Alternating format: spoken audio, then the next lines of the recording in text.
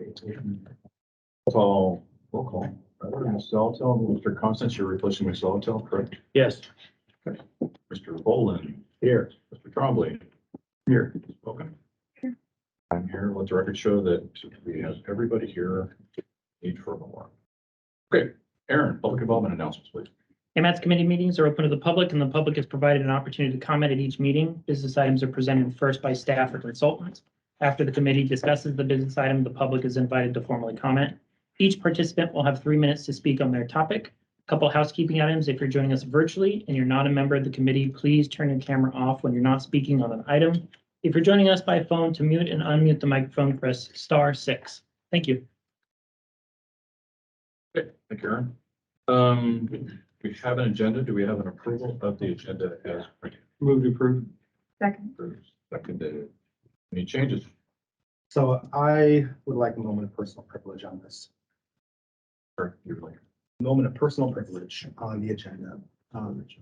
It was my intent and have been communicated by myself and member Zolotel to AMAT staff that we did intend to move to amend the agenda today. Okay. And have a conversation with the representative from the Federal Highway Authority. And we asked staff directed explicitly, I have the email chain right in front of me, to invite someone to come do that. Now, I'm not able to move that amendment to the agenda today because that was not done. Nobody was invited. So in future, I guess I would ask staff that if that request is made, and the participants from the assembly request an invitee to participate, that would be honored. Thank you. Let's have that quick discussion real quick, just so we're all clear on the rules. If any member of the policy committee. Could you speak up, please, all of you? Please. We can't hear you back here. Oh, I'm sorry. Apologize. Also, we have mics for this. I know. Sorry, apologize. I'll try to speak up. So if any member of the policy committee wants to add an agenda item for any reason, and Aaron, I'm looking to you on this, to have that added to the agenda, does that need to be approved by a majority of the policy committee, or how does that work? So if it's an item adding to the agenda before the agenda is posted, no, it doesn't need approval of the policy committee. If the agenda is posted and it is past our time limit to post the agenda, then yes, it would need to be done at the meeting to add an item to the agenda. Okay. So we could have done that, but it's moot now because nobody was invited. Okay, so you asked for this within that 7-day window? Nope. No, I asked Oh. after the agenda had already been, after it had been posted. what So the it would have request needed. was, having the intention of coming here today and asking you folks to take a vote to amend the agenda. Okay. But there's no reason to There's do no, that now. that I was personally. Yeah. Kind of a move forward. Well, yeah, I just want to make sure everybody understands the rules about adding and how that works. So sending a request to FHWA to have them come here and speak to the policy committee would need to be done by a vote of the policy committee members. Mr. Chair, the good news is the Assembly's created a transportation committee and it can do so on its own. And so I believe a separate conversation will begin with the Federal Highway Authority on the relationship between the municipality and the state. So we've got a It's path not, forward. it's for not, this. no, it's not separate. That's a separate issue. So I still believe the members would want that here because this is where the germane action happens.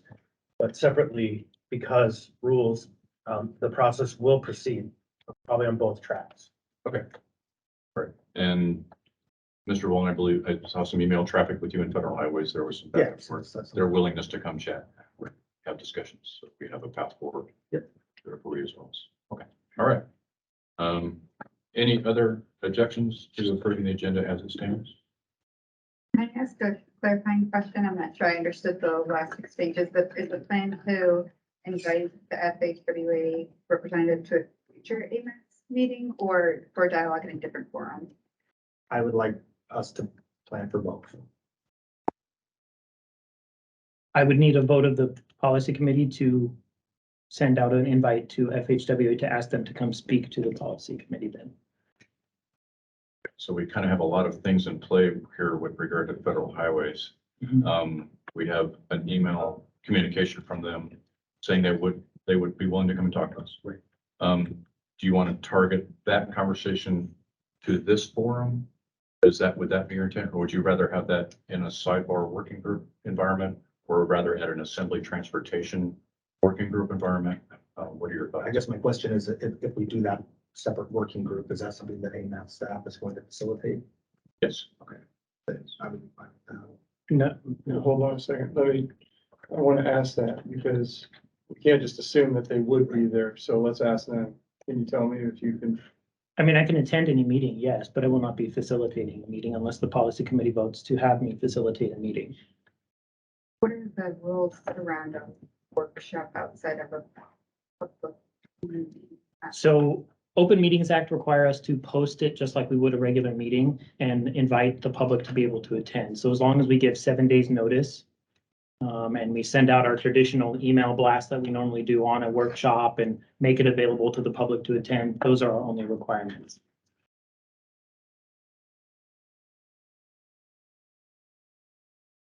Is there any other discussion on this? Okay. Any other objections to adopting the agenda? Okay. As such, the agenda is approved. Thank you for the discussion. Are you hearing me okay back there? No? No. Everyone. Can you move up a couple rows maybe? Yeah.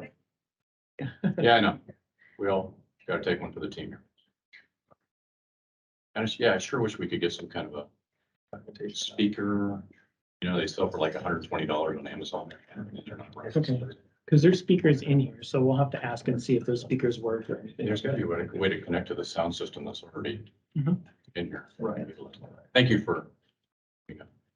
So, Mr. Chair, could we maybe direct AMAT staff to provide some documentation of those requirements for an agenda item? When can an agenda item be added? Is that something that any policy committee member can request? Or when does an agenda item require the vote of the policy committee? Yeah. So I think that's a fair point. Aaron, is that something you could just provide us a white paper on how things are added to agenda items for policy committee? Yeah, I can do historical because a lot of it is not written down. Yeah. Shocking, I know. And I'm having to base it a lot on historical. So I can work on kind of spelling out what the process is for adding items to an agenda, what our public participation plan requires, what the Open Meeting Act requires, and what the operating agreement requires. Did we close out the dialogue around the possibility of a workshop? Is that something that we would need to add to the agenda for today, or is that something that we can arrange outside of the meeting and then have notice? The agenda items as scripted today don't necessarily discuss that. There are always on agenda item 8 committee comments, the ability to talk about those types of action items. Okay. I think that if everybody agrees, I think that'd be an appropriate time to have that conversation. Sure, sound good? Yeah, thanks, Mr. Okay. Chair. All right. I know we can get this through in 2 hours today. I just know. So.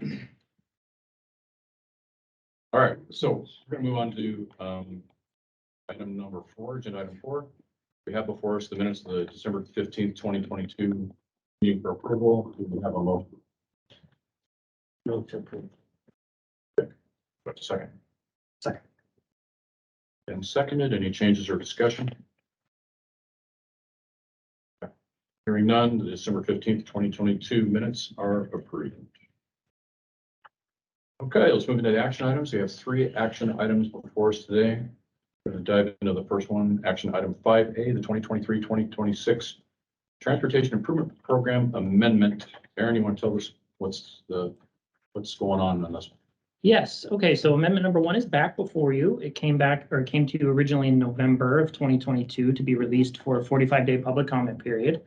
We received 102 comments from public or agencies on the TIP amendment number 1, and changes were made based on those comments. Additionally, the TAC reviewed the comments, reviewed the changes, and then they had a few more in addition to everything else that's in the memo outlined. I'll go over the TAC changes really quickly because they're additional. So the first one is on table 3, the non-motorized table, to move the multi-use pathway from Tudor Road to Northern Lights project NMO 00012 from 23 to 24 funding. The reason it was recommended to move it out a year is because there's an issue coming up with the match for this project. So I reached out to the Parks Foundation to ask for their help to see if we can get some match for this project. And they're putting in a request, or they did put in a request for capital budget for the governor and legislature to see if they'll provide some match for this project. So we're trying to give more time to see if we can get this project going before we make a recommendation either to remove it or delay it again. So just moving it from 23 to 24. And then the next two changes that the TAC made were to table 6, updating some information on the pavement replacement projects, adding upper to the DeArmond Road project. So it says Upper DeArmond Road, Hillside Drive to Canyon Road. That's clarification on where it is. And then the next one is 36th Avenue and Providence Drive. Shortening that project from C Street to Elmore to C Street to Old Seward, as the municipality of Anchorage is already doing a pavement project from the Old Seward to Elmore portion. So it's basically overlapping with 2 projects. So they asked AMATS to reduce it down to just be the portion that they are not doing, which is C Street to Old Seward Highway. Okay. So other than that, there were no other changes by the Technical Advisory Committee. There are a lot of other changes in here. I'm happy to go through them if you want individually, or if you have specific ones you want to talk about, but they're all here in the memo for you. So what's being asked today is for the Policy Committee to review the Technical Advisory Committee changes, and then the other changes that were brought forward outlined in the memo to be used for the air quality conformity determination and interagency consultation process. So how the process will work is, if approved today, it'll go forward and be used for the interagency consultation process and development of the air quality conformity determination. That conformity determination will be put out for 30 days. So it's anticipated this will come back for final approval in May of this year. Thank you. Thank you, Aaron. All right. Comments or questions from the committee on this action item?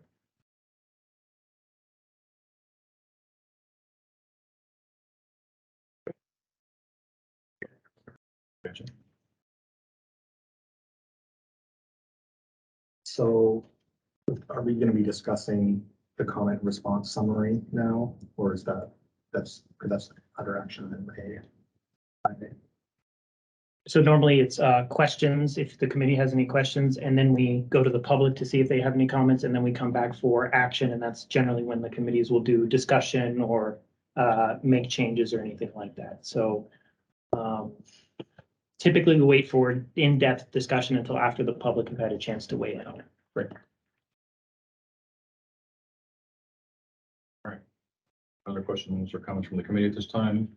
Now we're going to move to public comment. 3 minutes to discuss. Please state your name for the record up front. And if you have any comments or questions regarding 2023 to 2026 TIP amendment approval, please speak now. Yes, sir. Please give us your name. Yes, my name is Bill Herman. I've been a Anchorage resident for 24 years and been involved with I worked with the Alaska Mental Health Trust Authority for 18 of those years and was involved in transportation. I'm somewhat familiar with your planning process. I did provide some input at various points in the November meeting, and then also written comments into the amendment, 1 changes. And I just haven't had a chance to review the most latest your proposal that you're talking about today. But I want to thank you a lot for all the efforts to get alternatives to vehicle type transportation improved, trails and those kinds of things. I think there's much more that we can do. But I appreciate what you have done to this point. Anchorage is a pretty big community as compared to others. I'm concerned about the interchange that's being proposed just south of Diamond on the New Seward Highway, which is, I think, oriented towards vehicles. There seems like there's plenty of interchanges there. The population of our city is not getting larger at this point. So it doesn't seem to be really a good way of spending money. And we'd just like to see funding for things like that kind of discouraged, I guess, in the long run, because we need to move to more concentrated housing, better public transportation, things that would help alleviate the impact of vehicles on our air quality and our climate, or the world's climate. I think that funds that are provided by the federal government that are clearly for doing improvements in climate change and also in more pedestrian movement, bicycle movement, should be clearly used only for that and not for things that kind of seem like they qualify, but do not really qualify. So I just encourage you to look very carefully at those kinds of things. And microphones be helpful with a PA system in here so we can hear. I think that's important. You guys are making big decisions with a lot of money. That's a lot of implications for the future of Anchorage. So thank you very much. Thank you. Any other public comment or testimony on this subject? Yes, sir. Stand up and state your name, please. So Mark Butler, North Star Community Council Vice President. Want to thank Aaron and the rest of the team for putting a lot of new money into this amendment into Highway Lane rehabilitation and Spenard Road rehabilitation projects. And then the second chunk of Spenard Road, that's just the beginning. It's just a thought, but so that's very good. We're very positive for that. I was just in a meeting with a high schooler, with a teacher, with some homeschool students across the street here at the church. And I mentioned this as a asset for getting involved in community councils as a way to make their thing go. And I mentioned that in our community council, as both the assembly members here know very well, we're very focused on getting Highway Lane walkable and drivable and so forth. And she said to me, when I come in from out of town, we're on all these beautiful freeways, roads are perfect, everything's great. And then I turn down Highway Lane, it's a pretty much exact quote, and I feel like I'm in a third world nation. That's what she said to us. We literally have built the freeways, a lot of stuff, but we haven't fixed the roads where the majority of Alaskans, Anchorage people live. So when I worked at the airport for Department of Transportation and Public Facilities, I learned from Mark Plum, who was then the airport director, that a successful trip on an airplane isn't just the plane landing and taking off. He was an Air Force retired Air Force fighter pilot, of course, and but rather the entire trip someone takes from their home onto a road, onto a bus to the airport. It's the walkway down is cleared, it's safe, it's secure all the way to the airplane, and then on their plane all the way. What we have is clearly a failure in many parts of town. Not the new parts that were built in greenfields, the new designs, the latest standards. We have a failure of transportation. And on Highway Lane, we occasionally get the sidewalks that are 4 foot slanting into the street. We occasionally this winter, we've had them cleared 3 times. And right now there is 3 feet of snow on the sidewalks on Highway Lane. And literally we have 3 schools. Now we have a homeless complex care facility on Highway Lane at C Street, the old Sockeye Inn, and there are people in wheelchairs and so forth, walkers and things. And we have the 2 high schools, the junior high and the high school at the end, and their students come our way. So a total of 5 schools in 1 facility, and we have an inoperable road. We have seen time after time after time and again, and my office where I work, my day job, Community Council Center, is right on Highway Lane. And we see people walking in the street, wheelchairs, automated. It's complete failure. So add another lane to the freeway, get people home to the hillside a minute or 2 earlier. But literally people are at risk of dying because they're walking in the street. Icy roads, we all know the conditions that we've lived in through many mayors. This isn't a one mayor project. This is a career. So we are hopeful that more and more money will be spent on these kind of projects to get the rest of Anchorage up and have safe streets for our kids, where Ms. Pokin lives as well. She's well aware of this as well. So thank you for getting the money in for that. And let's make that whole process all the way to get a job, to go on a bus, to get to work, to get to school, get to a healthcare facility, easy and safe for all of our residents, not just for people who live off of freeways. Thank you very much. Thank you. Any other public comments on this action item? Yes, ma'am. I'd like to say is a person who lives off the freeway. If you could state your name, I'm sorry. I'm Sarah McCabe, and I live near Rabbit Creek Elementary. Okay. And so I use Brayton Drive quite a bit to get into town, and I've observed lots of pedestrians going up and down that road. And the state, of course, has been working on revising the Spenard highway all the time. And I'm waiting for the safety improvements. And that's what I would like to see. I think that's more important for us rather than an interchange at Academy Drive. I'd like to see a pedestrian underpass or overpass so that folks can get over to the bus stop, which I think is where they're going. Anyway, you guys, go get that state of Alaska. The DOT is awesome, but they're kind of forgetting about things that we need. Thank you, and thank you for your initiative with the snow. Thank you. Any other public testimony on this subject? You have one online? Go ahead. I have one person put a comment in the chat. Lindsay Hyde said, thank you for continuing to seek match for multi-use pathway from Tudor Road to Northern Lights Boulevard. It's an important project for safe access to Spenard away from Minnesota Drive. And we also have two people with their hands up. Nancy Pease was first. Nancy, if you please say your name, and you have 3 minutes, and go ahead. Nancy Pease. First, I'd like to ask you to return funds to the pavement repair program for both roads and pathways. This tip amendment slashes 42% out of road repairs and 65% out of trail and pathway repairs in 2023. It's not made clear to the public what those projects are. That's part of the reason that this budget kind of slides by on that issue.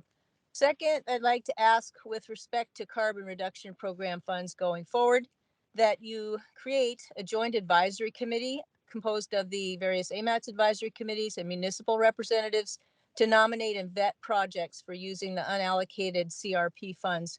It dashed my confidence when this past TIP amendment attempted to put 1.1 million for a road shoulder on the Campbell Science Center driveway. That's been reduced. But that is, that's why we need more input on carbon reduction programs. Third, this project goes backwards with regard to mapping non-motorized easements and rights of way. And the comment response and the justifications that you've been given, they do not explain why this project should not or cannot be done. There are mentions of the need to survey all the rights of way before they can be mapped. And that is on its face false. They were surveyed. These are platted rights of way. You should get real answers and you should move ahead with that. My community council has gone door to door to knock on neighborhood doors and tell them about pedestrian trail easements, and people are not happy when they have to find out from the neighbors when they can't find it on a map. Finally, cancel or delay the 92nd Avenue Freeway interchange and Seward Highway expansion. The amendment passed by the Assembly last Tuesday amply and carefully documents why that project is not needed. And why does that waste matter? You just heard that it steals from needed projects. Fireweed Road, Spenard, A and C streets, I and L streets, and the last speaker mentioned Brayton Drive. This project does not improve safety the length of Brayton Drive. And finally, in addition to the theft from current projects, there's a theft from future projects. This creates maintenance burdens. And more lanes induce more traffic, which decrease land values, decrease health, and create continued safety problems. So it's not just the current waste, it's the future burden. So I hope you'll send this project back for redesign that focuses on safety and non-motorized connectivity. We don't need a car tunnel to get people across the freeway. We need a people-centered project. Thank you. Any other testimony? Weiser had their hand up. Emily, if you state your name for the record, please, and you have 3 minutes. Yeah, hi everyone. This is Emily Weiser. I'm with Bike Anchorage. Yeah, just commenting mostly in support of the amendment to the tip today. Bike Anchorage is generally supportive of the changes that are proposed. I also sit on the BPAC, the Bicycle and Pedestrian Advisory Committee with AMATS, and we had a chance to chat with AMATS staff about some of the proposed changes and get those explanations for why they were proposed, and that was super helpful. So today I wanted to mostly call out some of the projects that are being added that we're especially excited about, or some of the changes as well. That includes the typologies plan that's being changed to complete streets plan. That's super exciting. Also making the Minnesota and INL, as well as the A and C streets corridor plans adhere to the AMATS complete streets plan, or sorry, the AMATS complete streets policy. That'll be a great step forward for those projects as well. We're also excited to see the AMATS Climate Action Plan moving forward. That's something that's really needed to provide guidance for the upcoming transportation projects to make sure they can help meet muni policy goals. And then let's see. Oh yeah, the last one I wanted to mention was the Seniors and Youth Ride Free for the bus program. This pilot is going to be a great way to see how helpful this is. And of course, even though it has to do with the bus, there's a lot of synergy between bike commuting and busing, especially with the great bike racks that People Mover buses have. So thanks for your consideration on this today. Appreciate it. Thank you, Emily. Any other public testimony on this subject? Okay, well, let's go back to the committee then. What is the will of the committee regarding this motion? Move to approve. I'm sorry, what is the motion for? This is for the action item 5A, the tip amendment number 1. Or we move to Move to approve. Did I have a second? Second, okay. So we've approved and seconded. Any objections to approving the motion? We're moving to approve amendment number 1. Did that? Okay, I just want to make sure I understand. Okay. Yeah. I don't know if I necessarily have objections, but I have questions. I'd like to have some conversation about it. Sure. Great. So I'm looking at the comment response summary. And I do have a few questions. Just generally, I think it's just interesting that. Yeah, can you speak up some, please? Sure. Thank you. Generally, so I'm looking at the comment response summary on amendment 1, and I think it is a little bit interesting generally that staff recommendations a lot, when you go down that column, there's a lot of no change in response to public comments that were received. So I think that's just broadly interesting. Now, there are some comments that are supportive of changes on amendment 1. There's changes on amendment 1 that I support, and I think Emily Weiser, who just provided some public testimony, spoke very eloquently to those. I will say, I think it's interesting that one of the staff recommendations is no change to the 92nd Avenue Freeway project. I do want to highlight that our regular meeting on Tuesday, the assembly on the consent agenda unanimously made a request that that project have its purpose and need reevaluated.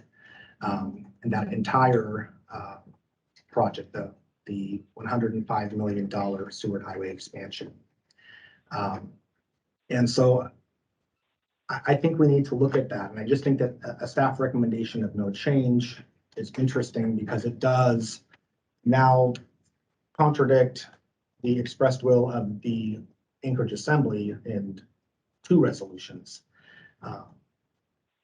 So definitely open to having more dialogue on that, a work session, and talking about the recommendations that are in that the resolution that was passed.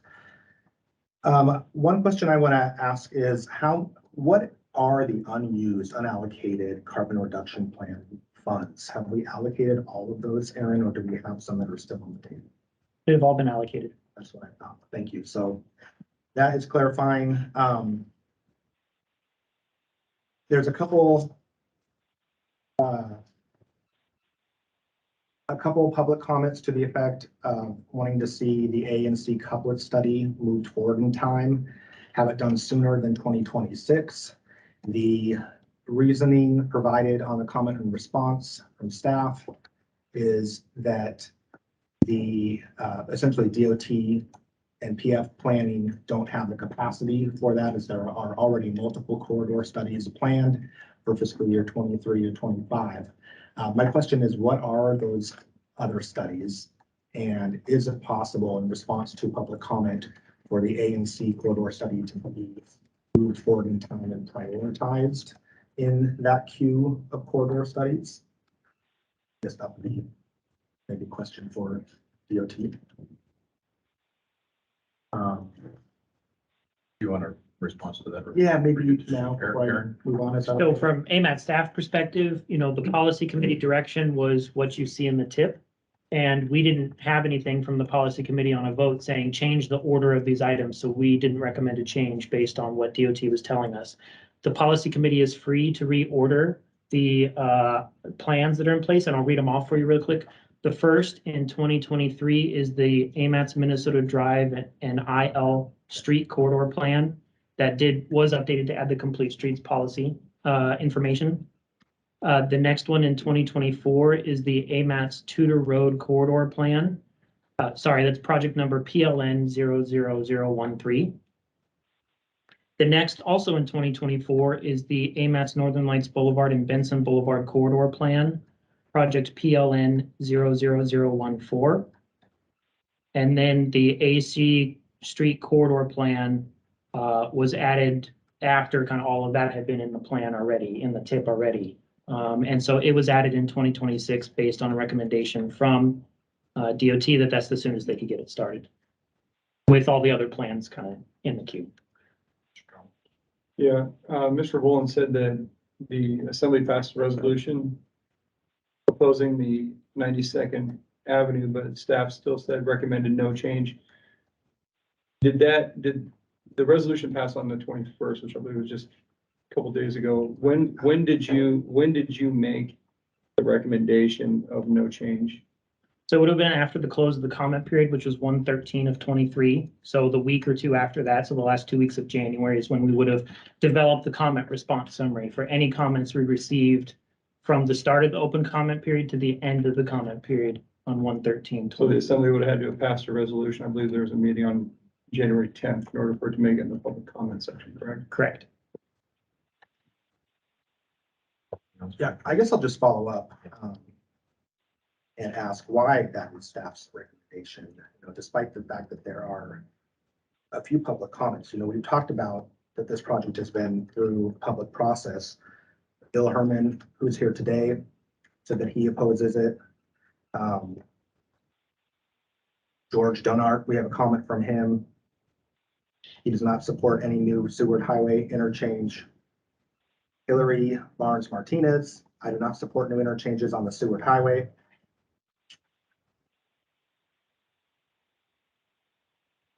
Sarah McCabe, who's here today, I do not support the underpass between 92nd and Academy Drive. Sharon Stockard, I urge you to eliminate the 92nd Avenue Freeway underpass project.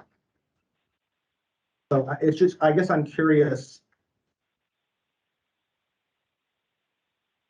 Having received those public comments, why is the recommendation of AMAT staff that there would be no change to that project? The policy committee's already voted twice on whether to remove that project, and they voted that down twice. So for me as staff, that's the direction of the policy committee until they say otherwise. So my recommendation, and again, it's a recommendation that the policy committee can ignore and do whatever they want with, was no change. So your recommendation, just to summarize, is purely based on how the policy committee has voted. It's not based on their data or anything like that. This is not an AMATS project. It's up to the policy committee to decide what they want to do with it. And the current direction is leave it in the tip. Okay, thank you. Anything else? Let me double check. Nancy P's comment number 67. She had a comment where a program allocation is being reduced to use a clear word such as reduced or defunded. The draft tip amendment obscures the defunding of the pavement repair programs by vague word choice and lack of details. It says balance the program. And she feels that that is not clear to the lay public. I kind of agree with this, and if we could make it a little bit more clear in future, what is being reduced or cut, instead of using more ambiguous words like balance. And then I think I just want to ask one more question in response to staff's response on comment 79. Why pavement funding was reduced to meet the, it says that the pavement funding was reduced to meet the cost estimates given by DOT and PF on what can feasibly be obligated in the fiscal years. This helped to balance the TIP to meet fiscal constraint. Small adjustments were made based on updated cost estimates, but at this time there's no additional funding to add. And that's on the pavement replacement program. So I'm just wondering, I know that Colorado DOT recently switched to more of a fix it first philosophy. And whether or not we could be more ambitious on fixing what we have, maintaining what we have. We're hearing a lot from constituents about snow removal from DOT facilities, about the need for various upgrades, repaving. And so I don't know, would $105 million help with any of that? If the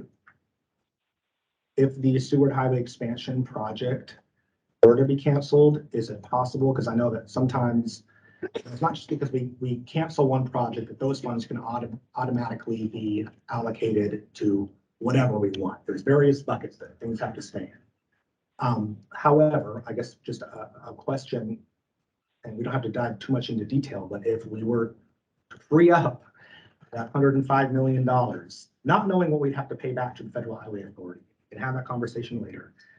Would that allow for any maintenance related activities, or does that have to be like a capital improvement?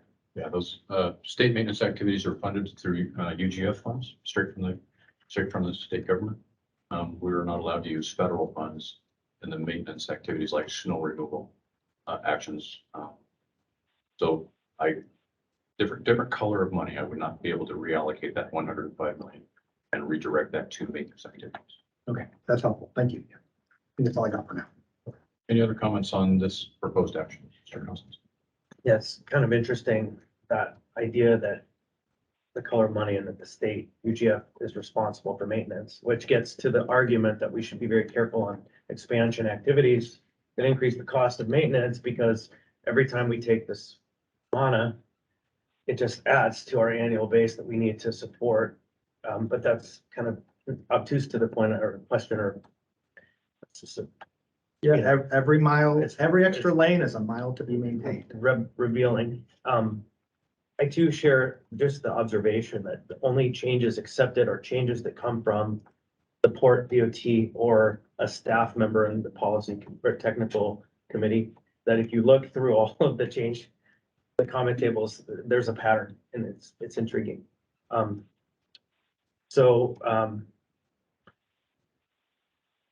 It was said to me on the way in, maybe we could take some of this work offline instead of sabotaging this meeting. And I would argue that I don't sabotage, but I do lean on the process. And 6 years into my term, I've become much better at leaning into the process, just like others. So I look forward to seeing the nature of this relationship between the city and the state improve through the work that we've discussed in creating a working group and a quarterly meeting, and that can only provide dividends as opposed to future headaches. I have a specific project that's being proposed that, having read through all of this, I would like to have some information about, and I might have a proposed amendment to. It's line 100 on the comment table. It's table 10, third item, OSF 00009. which is the Port of Alaska Solar Design and Engineering Project.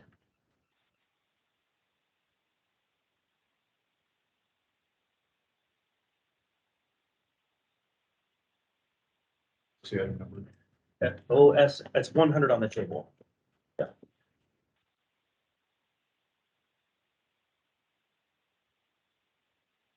So it references that this project will not be paid for by AMAT's allocation. Do we know what the source of funds for this is? For the project proposed? It'll be state or other federal funding.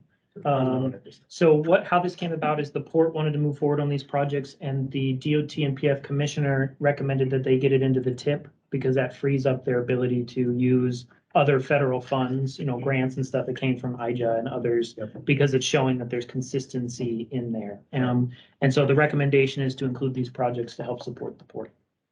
So I'm gonna move an amendment to this item.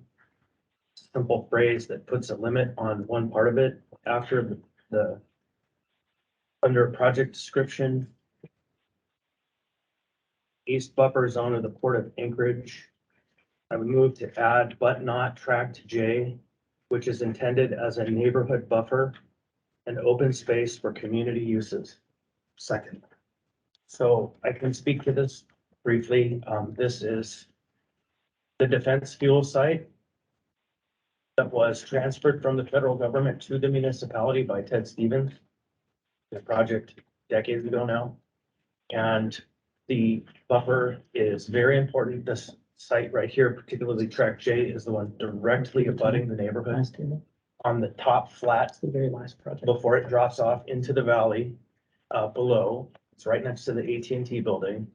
And this is the site where the promise was that that land would eventually come back to the neighborhood and the defense would drop below the bluff. The neighborhood wouldn't have to be subject to industrial uses again. And so the solar plant, as nice as it is and carbon-free as it is still an industrial use abutting a residential neighborhood. So I could show you many, many emails going back for years if that's required to get this amendment on the table. I don't want to take that time, but I could say if this amendment were made, it would smooth a lot of potential hiccups in the future relating to this very valuable project. Yeah, by doing that, what does that do to the economics of the project? It's 120 acres. This is the 5 acres that were identified to be transferred to the neighborhood's use. And it's literally the smallest sliver just directly connected to the neighborhood. So it doesn't. So where's it stated? Is there a downtown plan? Is there something stated that shows that these 5 acres are supposed to go somewhere? Yeah, I can send you scores of emails. I can show you the. What I mean, is it in a written plan? That's what I'm asking. Is there a written plan, like the South Acres District Plan or the East Acres has Yeah, certain it's in the things in governmental there? neighborhood plan.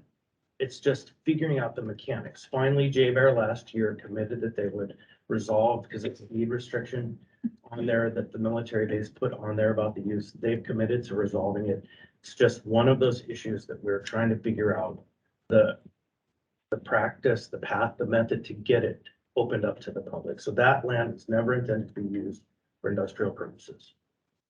Does this have to be addressed? I just don't have enough information to really make a vote on it. I'd like to know more about it. Does this have to be addressed today?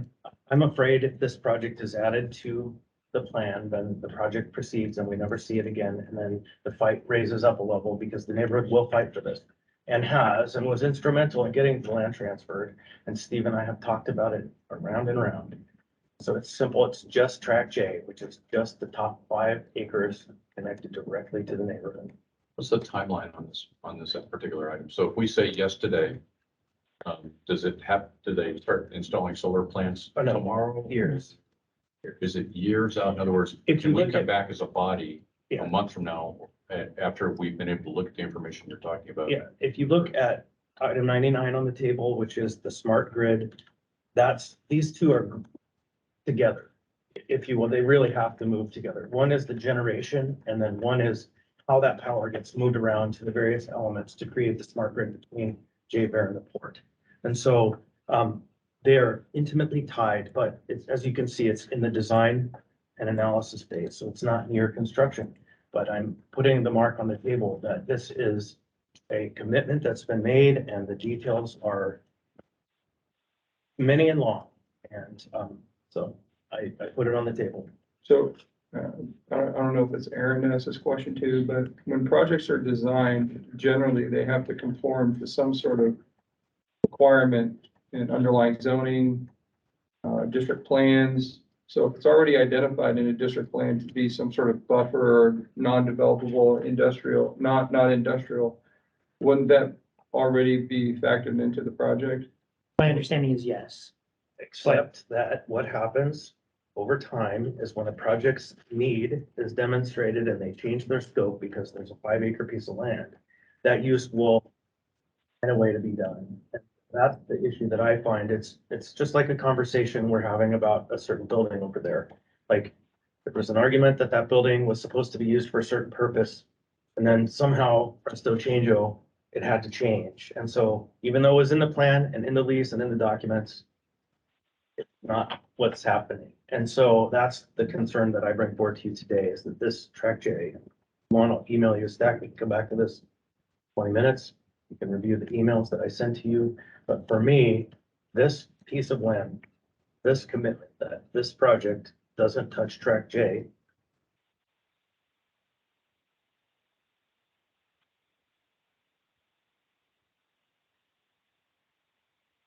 Good talk. What's the will of the committee? I vote yes. Are we gonna take a look? Did you want me to speak on timeline first to give you an idea of how changes and stuff like this work or where we're at right Yeah, now? why don't you do that? You asked earlier, so I just Yeah. want to see. So right now, we're getting this ready to go to the interagency consultation process and air quality conformity determination. So that takes about 2 months to get done. So the final version of this will come back in May. Any changes made to the tip after the interagency consultation process is done requires us to go back through the interagency consultation, even if it is just a small description change. Because we have to go back to them, show them the change, see if they say it's exempt, not exempt, what it is, and then if we have to do additional work. It's not up to us to make that determination. The interagency group, which is FHWA, FTA, EPA, DEC, get together and make those determinations. For example, last minute changes were made to the tip itself when it was approved last year, and it caused a month delay, which ended up delaying this amendment by a month and caused us to go into a conformity grace period. So, and I unfortunately was just hearing about this change, so I have not been able to reach out to Steve Rebuffo, who sent me this information, to see if he is supportive of this change or not. We could go ahead and reach out to him and see if we want to make that change and if he's okay with it, but you know, a delay of the tip is problematic at this point, because we're basically running up to the end of the federal fiscal year already, because it takes us 8 to 9 months to get these tip amendments done. Would a 10-minute recess That would be fine. be appropriate at this point, or maybe Chris, you We can come back to it. and Mr. Trombley can probably call Mr. Rebuffo or something? Well, I'm not sure he's gonna agree to this, but that's, I don't think that that's I don't need. that's not germane. the deciding That's factor, not germane. whether Steve is okay with it. I can show you the records. I can show you the deeds.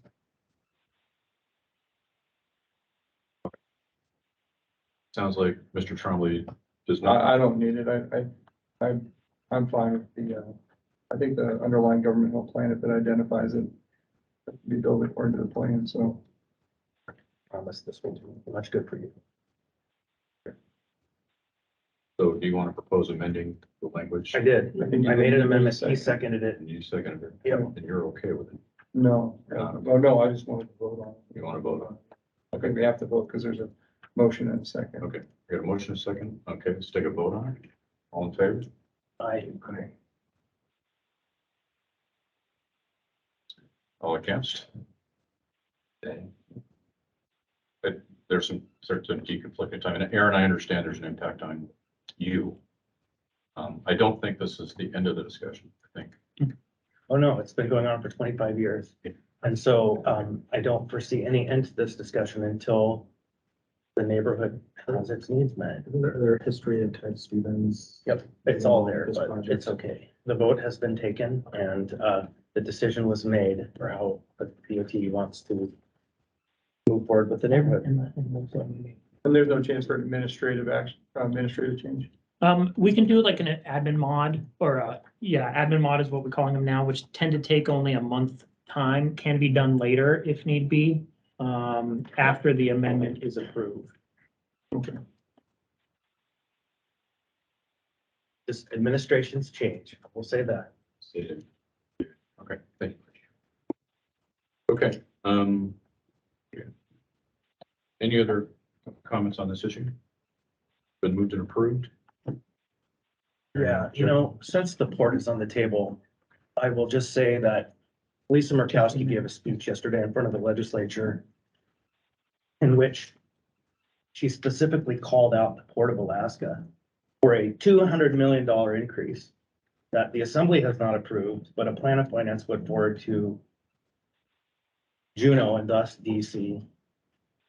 And so, Mr. Rebuffo, there are many questions about the nature and plan and methods that this administration is engaging in which it's attempting to achieve goals that are not approved. And so I'm with Lisa Murkowski on this. Any other comments before we move on? Okay. That is conclusive action. That was just the amendment. Now you have to vote on the actual, sorry, that was the amendment to the amendment. Now you have to vote on the actual tip amendment 1. Because there was a motion and a second on it, and you were just in discussion, so. Been a while. And that's okay, that's what we're here for. Okay, so back to the initial The main motion. main motion. Any objections to approve? Yes. Okay. Go for a vote. All in favor of approving, say aye. Okay. No, No, no. no. I got 3 no's. No, I said 3. Yes, 3 yeses, 3 2 yeses, noes. 2 no's. Okay. So that moves forward. And then now we vote on the amendment, Aaron? Nope, that was the vote on the That amendment. was the vote. Yeah, amendment 1. You already voted on the amendment that was proposed by Mr. Constable. Thank you for helping keep track of this. Am I supposed to vote on anything else at this point? No, I think this one's done. Thank you. No, on 5B. Now it's 5. 5B. Yes, Does sir. that be okay with you? Thank you. All right, we're only 1 hour into this, but I know we can get done by 2:30. Keeps. Action item 5B, AMAT's policy and procedures. Number 3, funding percentages. Aaron, tell us what's going on with this. Okay, so if everyone recalls, a while ago, we came to the policy committee to talk about the funding revenue amounts for the 2050 MTP. And in that discussion, there was a comment by the policy committee that looking at the AMAT's policies and policies for how funding percentages are broken down, especially for non-motorized, is requested. And that a 15 to 30% may be what you guys would like to see as part of that funding percentages. So staff took that and had an internal discussion about what that would look like if we changed the funding percentages around. And so before you today is the actual recommendation from staff that went through the technical advisory committee. And I'll just do a quick read through of the funding changes. So first is changing the roads to complete streets, which matches our desire to be complete streets focused, and change the funding percentage from 55 to 65% to 35 to 50% averaged over the 4 years. So it is a reduction towards complete streets projects. Pavement replacement stays the same, 15 to 20, but we're recommending that of that 15 to 20%, we split it out between motorized and active transportation pavement replacement, a 50-50 split. 50-50 split is just a starting point. It can be kind of whatever the committee would like. Staff was just recommending starting at 50-50. This is in recognition of the fact that AMATS has recently started in the last tip and continued in this tip, and a active transportation pavement replacement pot of funding.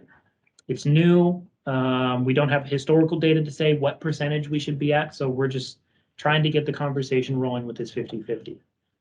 Then we changed the non-motorized, which you see there was called transportation enhancements. That's a few years old in its terminology. So we're updating that to current active transportation, which is more commonly used. Active transportation encompasses things that are motorized that are not cars. So e-bikes, for example, it would cover that since that is a growing portion of the population. And the recommendation is 15 to 30% as discussed at the policy committee meeting. The next one is congestion mitigation air quality, CMAQ.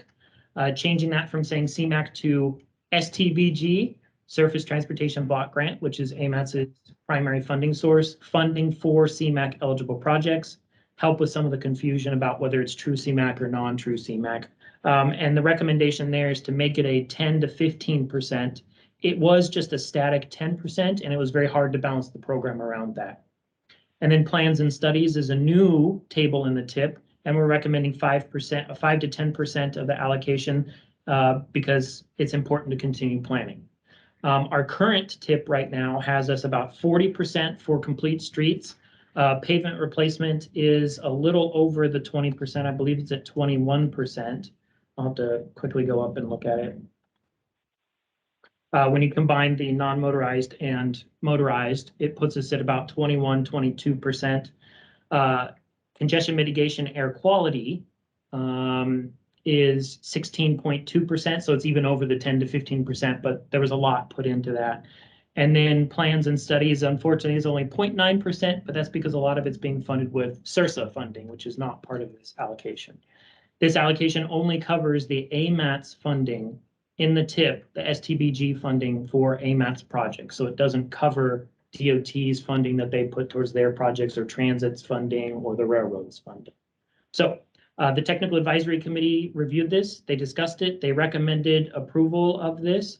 Some of the discussion came up about whether we should have the 50-50 split for the pavement replacement or should it be an 80-20, 70-30. And they ultimately decided to just leave it at 50-50 for now, until we can get some more historical data on how much we're actually putting towards these or how much we need to put towards them. Okay, thank you. Go ahead. Questions or comments from the committee? No question, Mr. Charles. So, Aaron, can you define complete streets for me, just so I want to make sure that we're all working on the same definition? It's actually in our complete streets policy, which I do not have pulled up, but it is basically reviewing streets and accounting for all users of the facility. So would it be fair to say if you redesign a road or build a road, a complete street would have a biking lane and a pedestrian lane, say a sidewalk? It depends, because what you're really supposed to do is look at the facility, look at Yeah. the associated land use in the area, Yeah. and say, okay, what is the current land use and even or future land use? Yeah. And do we want it to be primarily focused on, is it primarily focused on non-motorized users? Okay, make it really robust for non-motorized users. Or is it like commercial that's focused on vehicular traffic? So do you design the road to be more vehicular traffic with some non-motorized facilities on there? Because, you know, non-motorized users go everywhere that cars do pretty much, so we want to account for them. So then when you have a complete streets policy that changes the allocation, is it fair to say that, you know, because one of the arguments against 92nd Avenue is that, well, you're gonna increase the amount of roads, so you're gonna increase the amount of maintenance on that road because you're making a new road, right? So if you're gonna do complete streets, you're making maybe your expensive, or if you're gonna add sidewalks and a bike lane, now the road's not only wider, but you have more concrete, more asphalt in order to maintain. Would it be fair to say that it's possible that making a change like this could increase your operational costs over time? I mean, it depends. There's no clear answer, unfortunately. There never is for anything we do. I'll give you an example. Fireweed Lane Rehabilitation would be an example of a complete street, where it's looking at reducing the number of travel lanes and adding wider or additional non-motorized facility. What that does to the maintenance budget, I'm not sure, but I would assume that there may be a balancing there of, okay, it's not really widening the road beyond what's currently existing, so there's not much of a change to maintenance. But you do have some roads that if you add, you know, things, say the road's 4 lanes already, and then you want to add bike lanes, you know, sidewalks and whatever else you want to add, that would be widening it, so that would have an impact to it. Really, what you should be doing for complete streets is taking all of that into account, maintenance, use, and everything, and deciding what fits best for that location. And just remind you, who does that?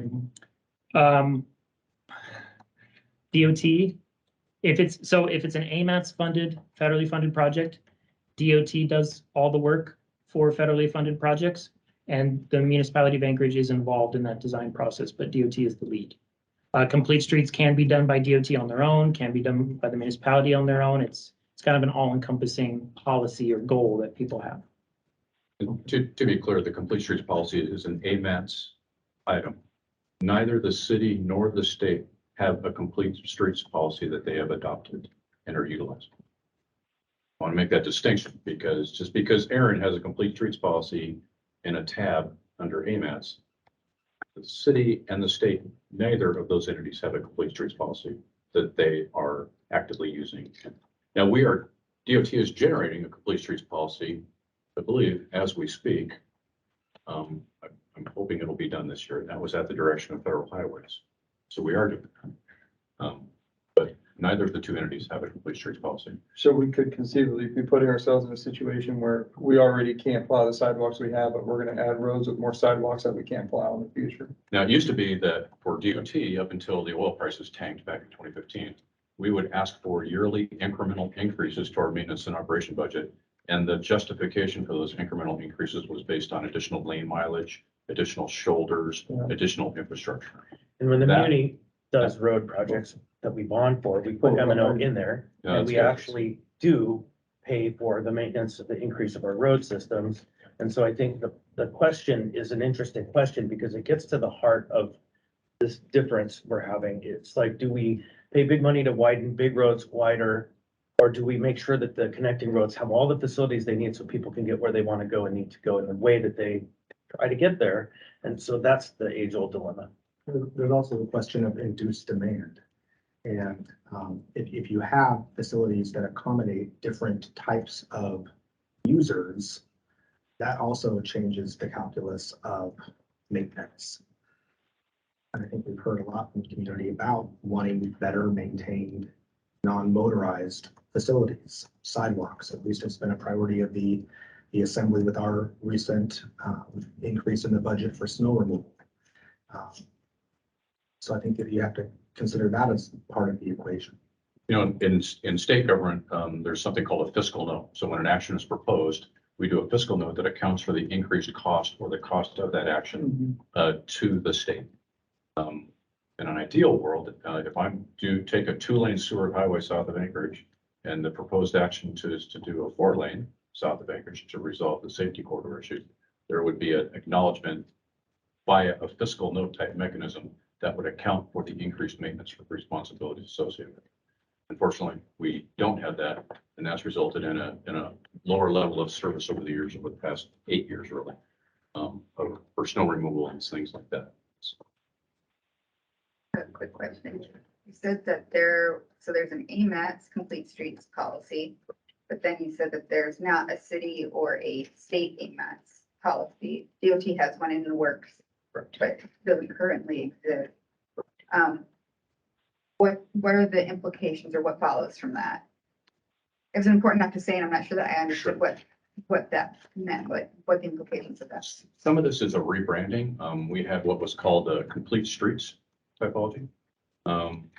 And I believe that, and the intent of that was again to take into account all users of the corridor when we were coming up with decisions about that, the outcomes of that. Complete streets is a little bit different, but not that much different. Again, it's in the effort is to be inclusive of all modes of transportation in the corridor. So I don't know that it will really change how DOT develops a project with regard to things. There are some constraints. Getting additional non-motorized users, for instance. At least my understanding of the federal highway process is if the requirement or the desire is to add an additional non-motorized thing, we don't have to do that at the expense of right-of-way acquisition. And I think part of that is in the determination of establishing authority and necessity for the take of that property under the Uniform Relocation Act. If I don't have a data-driven decision that I can defend legally for the authority and necessity, it's difficult to defend that decision for nice to have non-motorized. So I'm still not sure I understand. Are you saying that the AMATS complete streets policy exists, but that doesn't bind DOT in Correct. doing, so that conflicts with what something I had understood previously that the corridor plans that are listed in the tip will be, that corridor plan, those corridor plans will be done in conformance with AMAT's complete streets policy. That's what I had understood, but I feel like I'm hearing something different now and I'm not. That's why I feel confused. Aaron, maybe you could say better than me. Do you want an honest answer or a feel good answer? The honest answer is if it's on a DOT facility, it's up to DOT, the ultimate decision. But, you know, AMATS has a complete streets policy. AMATS is funding the plan. And if the plan is not following what the policy committee wants, projects can be defunded or changed or other things depending on what the policy committee wants to do. So you So- used plan there a couple different Yeah. ways, and so I'm not sure I followed what you were actually saying. So are you, when you say the plan, are you talking about the corridor plans? Corridor plan, yes. Okay, so the corridor plans are developed they are developed in conformance. The plans are done by AMAT staff, and so They're going to be done by DOT staff. okay, and DOT staff does not have to follow the AMAT's complete streets policy. We have the planning director for DOT right here. Yes, you- Todd, do you want to stand up and maybe help parade for the record? Sure, Todd Van Ho, Chief of Planning for Central Region DOT. I think the answer to the question is because AMATS is funding this process and asking us to look at these streets through the complete streets process in light of us not having yet developed a complete streets process, which Wolfgang admitted to that we're in the works of developing. I believe it's supposed to be done sometime this summer. We would probably refer in doing the plan with what the AMAT's complete street policy recommends. And is there, in that process, is there space for there to be an evaluation of whether or not? So it sounds like it's optional for DOT to follow the complete streets, the AMAT's complete streets policy. And if it is optional, is there a mechanism by which that would be evaluated before the policy committee votes on something? Well, backing up a little bit to what Wolfgang said, although the DOT does not have a complete streets policy working on it, we do evaluate all projects through our environmental process for all users, which is what he said. So we do, when we do our planning and environmental work, we do look at every project through a complete streets concept, if you will, whether or not we have an actual plan in hand or not. So every project we design uses that as the base point. So I'm still hearing it's optional for DOT to follow AMAT's complete streets policy. Correct. Okay, thank you. Okay, Yes, sir. thank you. I think the honest answer is that DOT does what it can afford to do within the constraints that it has. And so fiscal constraints, or say Gamble and Ingra, actual concrete barriers, there's the sides and the rights of way taking are so vastly expensive, it's difficult. And so I have butted up against this many times where the projects, generally speaking, do the best that they can, and then where they can't because of those constraints, they don't. And I think that that's actually good policy making, that you don't have black and white only because, you know, there's some places you can't do it. That said, it's interesting, the framing that the Anchorage doesn't have a complete streets policy, which this gets back to this kind of moment that we're having where we're all raising our heads up and realizing we don't have a transportation policy set up at the municipality, and it's now emerging. I would argue that the AMAT's policy is the Muni's policy and has been the Muni's policy since it was adopted, because those who serve on the AMAT's committee have been doing that work and setting those policies. And so, and if you go to the Muni website and you Google Muni Anchorage complete streets, AMAT's pops up first. And so I think we now see an opportunity to either separate, clarify, or implement the same policy, or maybe see what you're doing and see if they align. And that, I think, is part of that emerging awareness of the need for a more thoughtful approach at the municipality. I think, Mr. Chair, I just want to point out that the INL corridor study and the ANC corridor study were community nominated projects for the TIP. They were nominated by the South Edition Community Council. originally as complete streets reconstructions. So that is the desire, moving toward a complete streets model was the desire of the community members who nominated that project for the town. I guess a question that I have is on non-DOT facilities. Is the AMAS complete streets policy binding in any way? Our municipal, Brad, perfect timing, as if on cue, is part of the technical advisory committee and is involved in, so, therefore kind of involved in some of the AMAPS policy making. Maybe if you could speak to that, how much weight does the AMAPS complete streets policy carry to our facilities? My understanding, and please, somebody from the Muni correct me if I'm wrong, but last I talked with Melinda Sue and PM&E on this, is that the Muni follows the CSS process. The Muni doesn't have its own complete streets policy, so they would follow the CSS process, which is context sensitive solutions. It's a little different than complete streets. Complete streets is kind of like a planning first approach, whereas the others are like an engineering first approach. So, planning first approach gives you more of room of flexibility to be looking at a bunch of different things and kind of thinking about the fact that on a facility, you can have different design types throughout the facility. It doesn't have to be one design type through because it's based on the associated land use in the area. That's my understanding of where the Muni is at, is that they followed their own CSS process, not AMAT's complete streets.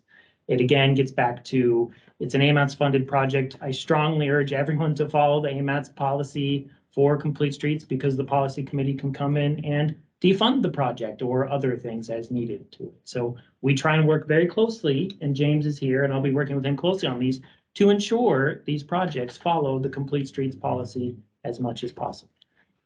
For a municipal road, if DOT is working on that facility on behalf of the municipality, we often defer almost always to the municipality for the outcomes of that project.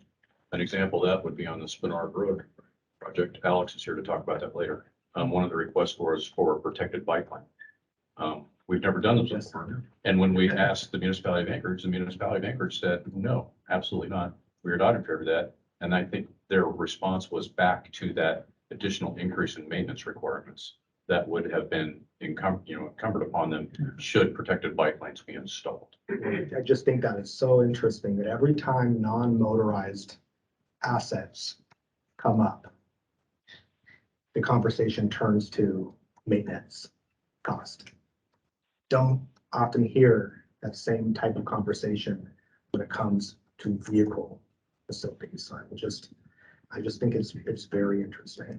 But in that case, we honored with the municipal request, which was, we did not plan for those protected bike lanes. So, yes, Mr. Just briefly, I just super appreciate that framing of planning first versus engineering first, because it explains a whole lot. It explains a whole lot. I didn't want to be rude, so I hope I wasn't rude. No, I appreciate my engineer friends and my planning friends. And I went to a technical school where I wrote documents between the architects and engineers for different languages, but engineering first it's the expensive, hard, heavy lift before you get the plan, and then the plan has to follow the engineering. That's very intriguing. I'm grateful to have heard that. Okay, any other comments on this action item? Before we move to public comment? Okay, hearing none. Public comments pertaining to the item 5B, AMS policy and procedure for funding percentages.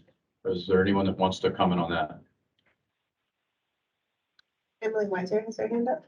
Okay, Emily, state your name, please, and you have 3 minutes. Thanks. Hi again, everybody. This is Emily Weiser with Bike Anchorage. Speaking in support of these funding percentage changes, I was really excited to see that a little bit more funding is being allocated to non-motorized facilities, as well as that sort of specifically separating out the non-motorized and motorized maintenance lines. So I'm somebody who does not have a car. So for me to get around, I really rely on there to be a sidewalk or a bike path or another bike facility that keeps it safe for me and makes sure I can get where I need to go. It also keeps me off the road when possible, which I think everybody appreciates, with the snow maintenance issues, we've heard from a lot of drivers saying there's people walking in the road and this is not safe and I don't like this. So yeah, it's absolutely essential to provide those non-motorized facilities for people like me, as well as people who just want a choice, you know, maybe they don't want to drive every day. And then also to maintain those facilities is equally essential. There's places in town I can't get right now because of snow being in the way. So yeah, I think these funding percentage changes would help address that. Hang on, give me a second. But I think that about covers it. So yeah, thank you for your consideration of this today. Thank you, Emily. Cheryl Richardson. Cheryl Richardson, please state your name and you have 3 minutes. Hi, this is Cheryl Richardson. I just want to compliment you folks on this discussion. It's the most time I've heard spent on those issues, maybe ever, any meeting I've attended. And I think they were illuminating. I want to share that complete streets, according to the Federal Highway Administration, are streets that feel safe and are safe for all users. And go on record one more time that the couplets coming through my neighborhood, South Addition, don't feel safe and certainly are not safe for all users. So shaving who has control over what is a very important part of these corridor studies, complete street studies, and rehabilitations that we're seeing. So thank you for today's discussion, and I hope we have a few more in the future. Thank you, Cheryl. Any other? Lindsay Heidi. Sure. Lindsay Heidi. Good afternoon, Lindsay. Could you state your name, please? And you have 3 minutes. Yeah, hi, my name is Lindsay Hyduk, and I just want to briefly share that I also support these proposed changes, especially for the active transportation and complete streets projects. Some of the discussion felt a little off topic, and I added some comments into the chat, so just briefly wanted to touch on them. And that the maintenance costs as being a barrier for safe non-motorized transportations. Maintenance cost is a barrier for all types of transportation projects. And when we only frame it as, well, we can't make a safe sidewalk because we have to plow it, I would just push the policy committee to recognize that roadways especially are the highest maintenance costs because cars do the most damage to our transportation network. And the wider our roadways are, the more we have to plow and on and on and on. And so I just want to urge committee members to recognize that our most vulnerable users of our road systems are on foot, on bike, on scooters, getting to the buses. And if we're not making safe transportation network for these community members, we're failing as a city. So I just wanted to make sure to also say that and urge the committee to think of our most vulnerable users as you make policies and allocations going forward. Thank you. Thank you.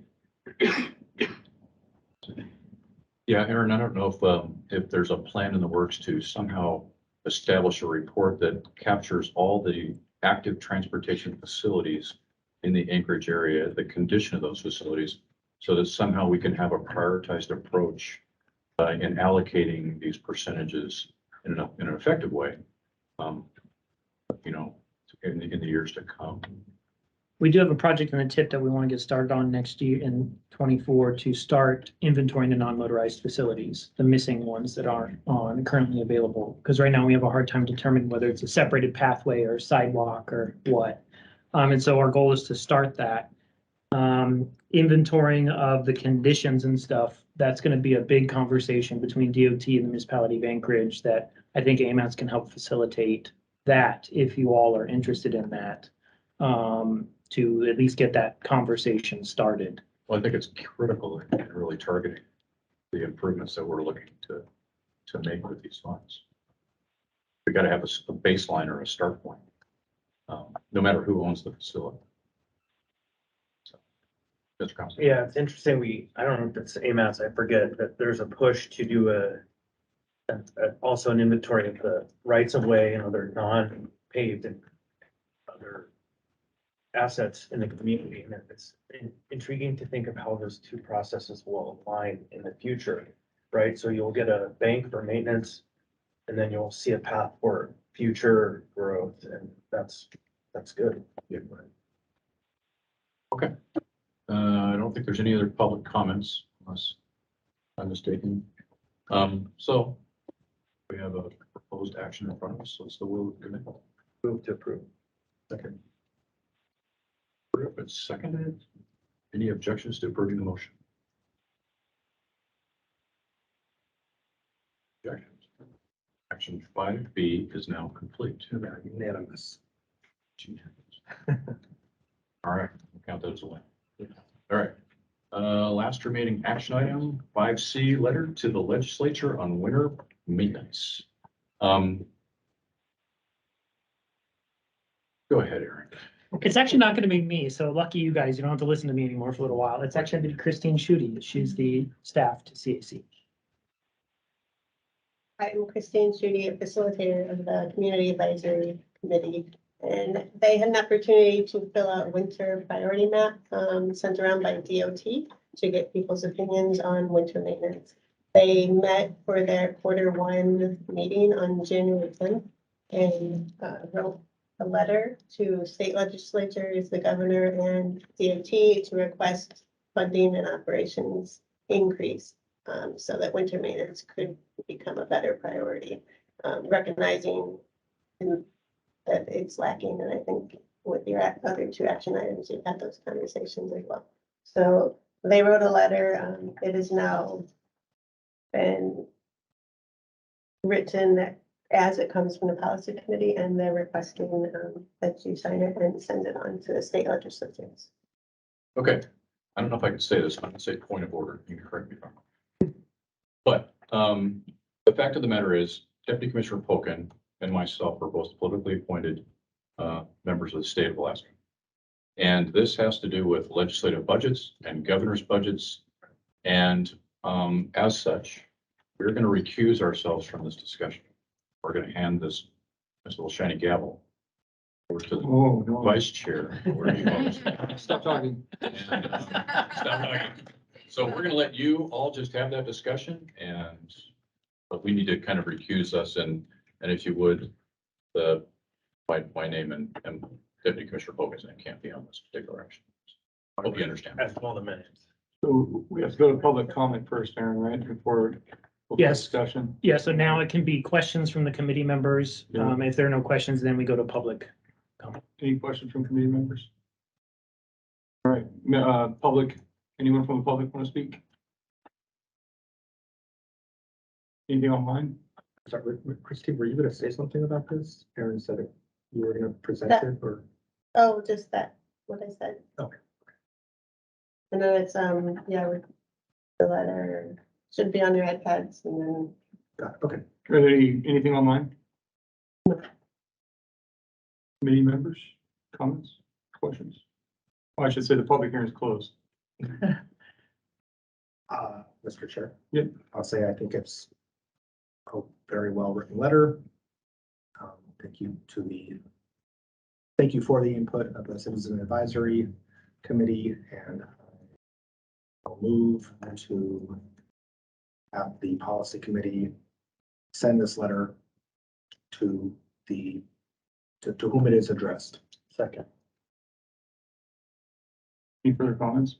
I have one. Go ahead, Chris. Thanks.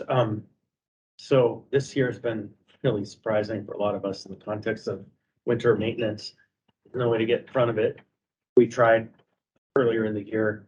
I did hear that early when the kind of crisis started for us, that DOT was at the airport, was able to recruit substantially drivers that pulled away from the Muni. And because the competitive ability of the airport, they were forward thinking and got there first. And so anything we can do to be more like the airport is probably better at this point, which argues strongly for sending this letter over. And whoever was in charge of that process at the time should be commended on behalf of your teams, because they were ahead of it, not behind it. And that's the place you want to be when this kind of a winter happens.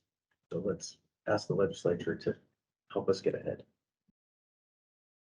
Well, I find that an interesting comment because I met with the airport director yesterday and he was lamenting the fact that he almost got fined by the FAA because they weren't flying the runways on time.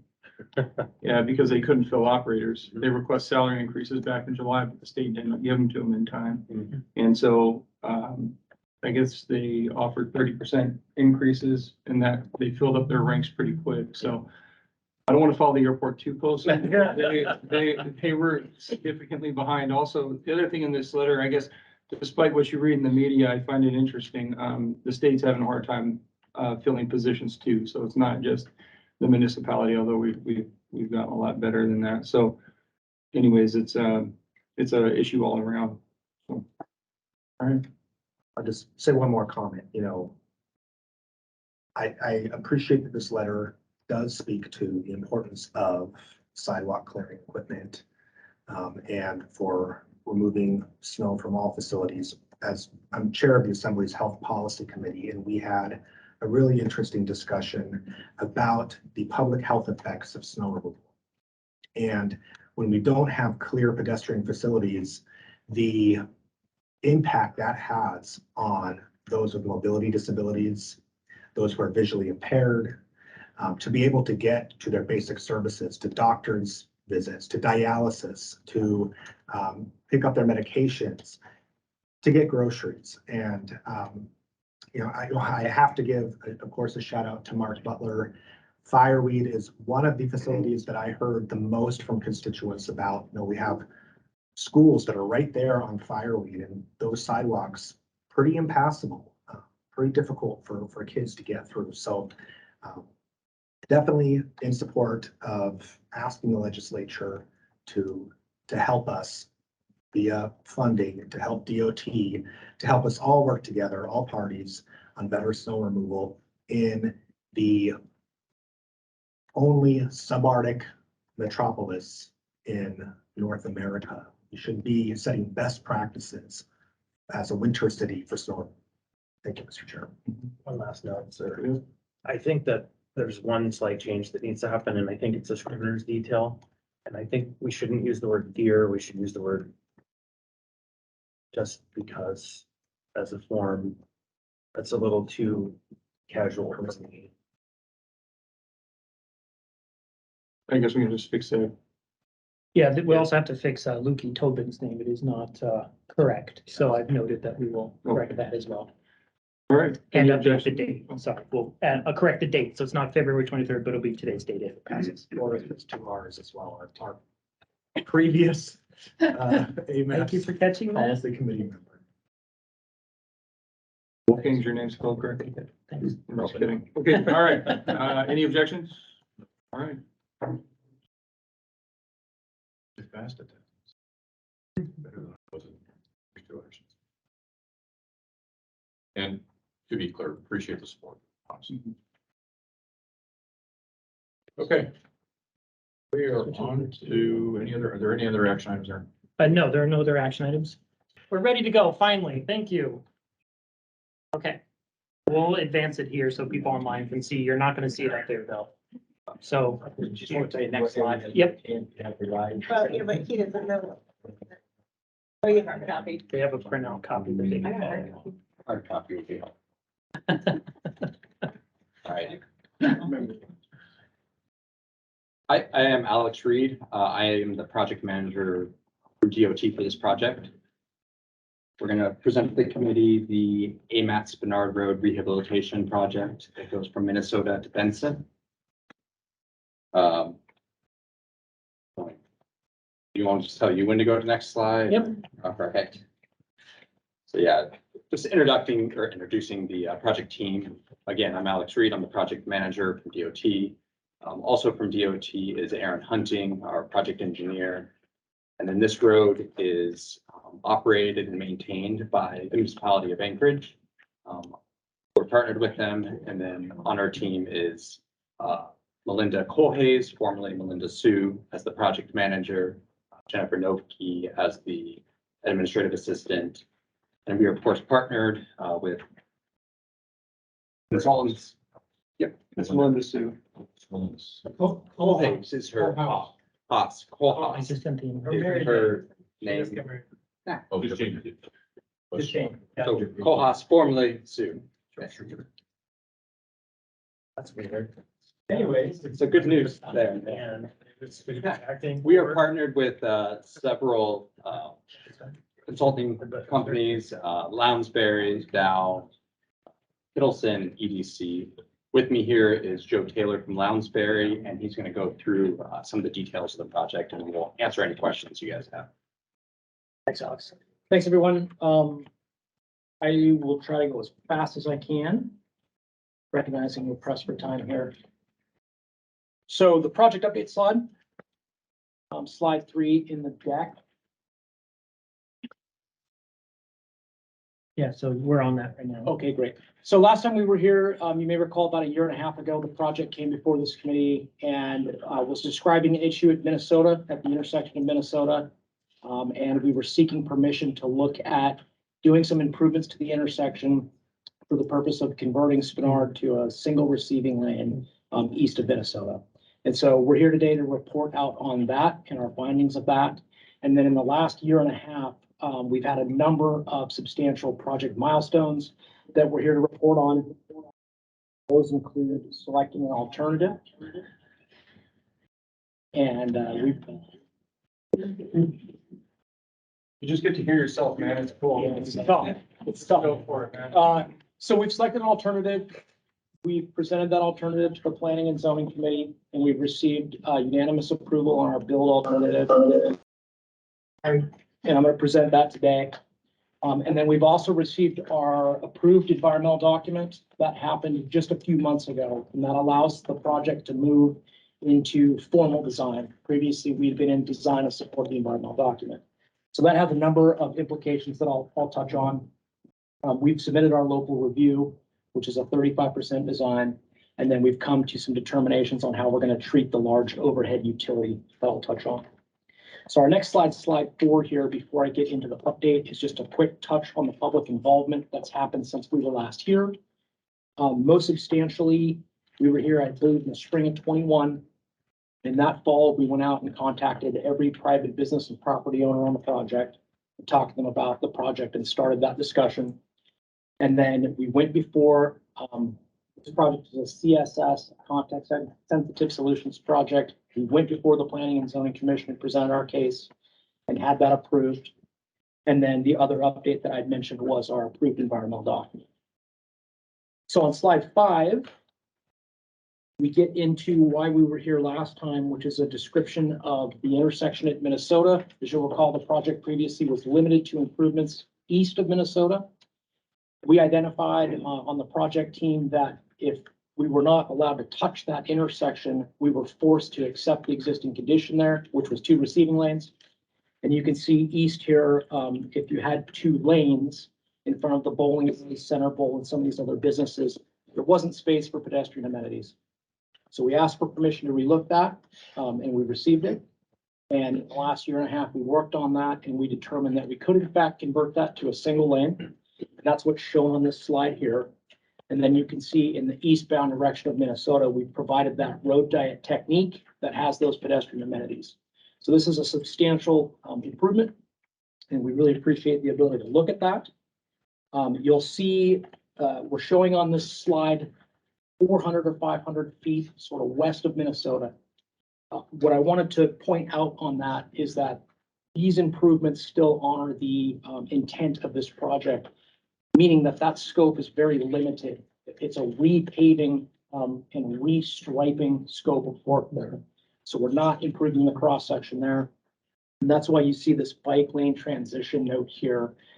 Because we are not improving that cross section, we are providing a transition for on-street bike facilities to go to the multi-use pathway. So that's what that note's about. Our next slide, we'll kind of work through narration, but what we want to do is just draw everyone's attention quickly to the rules or design criteria that the project used to go through our alternative selection, focusing specifically on center left turn lane, design speed, and pedestrian treatments. Our next slide. This one or the next one? The next one. So this slide is from our planning and zoning document that we presented to the commission. And really, there's a lot of information here, but the takeaway that we want to present here is that the project considered 8 typical sections this time around. That's in addition to the 6 that were previously considered. And so of those 8, 1 included a no build, 1 included a 4-lane rehab. Those were quickly dismissed. The other 6 were road diet techniques that converted the facility to 3 lanes, and they had different treatments. 2 came substantially from the Spenard corridor plan. We'll talk about that in detail. 1 is similar to what was constructed on the previous phase, just north of Benson. And 1 was provided by a local advocacy group, and that includes the protected bike lanes. And that's the last one shown here, I believe. And just a quick note on that, because we did hear about that today. We laid those lanes out, and one thing that I want to point out is in 0.6 of a mile, there's like 35 driveways and side streets that have to be connected. And what we found with that barrier was it wasn't effective with all the penetrations that we had to have to serve the businesses. So we got broken chunks of concrete in that barrier. We couldn't provide that continuous barrier. So the maintenance, of course, was a consideration, but there were safety issues as well. So our next slide shows our selected alternative. This was what was evaluated by planning and zoning, and it's very similar to what was built on the previous phase, although it features more space in the on-street bike facility. So this section features a center left turn lane about 13 feet wide. That's actually less than the minimum standard, but consistent with what was previously built. 2 11-foot travel lanes. Our bicyclists are served 2 ways. They're served by a multi-use separated pathway that you can see. And then we have an on-street bike facility that's 5.5 feet wide. And that consists of 4 feet of on-street paving plus space for the curb. So on our next slide, we want to spend a quick minute to show how that relates to the Spenard corridor plan, because it's substantially a similar section. So in the Spenard corridor plan, there's this excellent proposed option 2, which is kind of the basis of the work. And the plan says, hey, this is a draft. We need refined design and we need some refined engineering. And some public input. So I'd like to point your attention to the bike lane that's shown as 6 feet wide. That dimension is drawn to the face of the curb. Similarly, with the 7.5-foot sidewalk, that dimension is drawn to the same position on the face of the curb. So backing through the map in that plan, we determined that that's a 4.5-foot wide on-street facility. So we took this out to the public. This is one of the options that we advertised pretty hard. And we heard in no uncertain terms a strong desire for an on-street and separated facility. So when we looked at that, we realized that just through a simple reallocation of space, just a little bit of space, 1/2 foot, if we were able to put that on the sidewalk, add another 1/2 foot, we could beef that sidewalk up and promote it to a multi-use pathway. And that's shown in the picture up top, where you can see we have on-street cyclists, a bike lane, but we're also serving them via a multi-use pathway. And so the selected alternative got a little bit wider from the perspective of the pedestrian and bike facilities. And then the other thing that we realized is this section worked as hard as it possibly could to fit within the 60 feet right away. And unfortunately, we just realized that the shoulder is absolutely required. And so our section got a little bit wider because we had to have a shoulder on the outside of the pathway, because we have to accommodate signs, lights, and landscaping. So it's a little bit of a refinement from the corridor plan with respect to the pedestrian amenities. One other key difference that we're hearing comments on, and maybe you're hearing comments on it as well, is with respect to the center left turn lane.